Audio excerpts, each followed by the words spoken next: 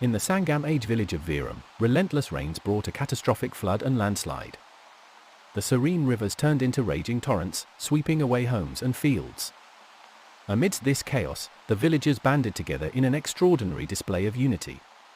Rajan, the village chieftain, led a group of strong men to rescue those trapped by the rising waters, while Leela, the healer, established a relief camp on higher ground.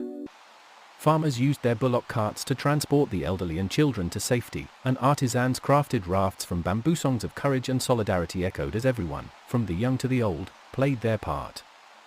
In the face of nature's fury, Veeram's unity transformed a dire situation into a powerful testament to human resilience and compassion.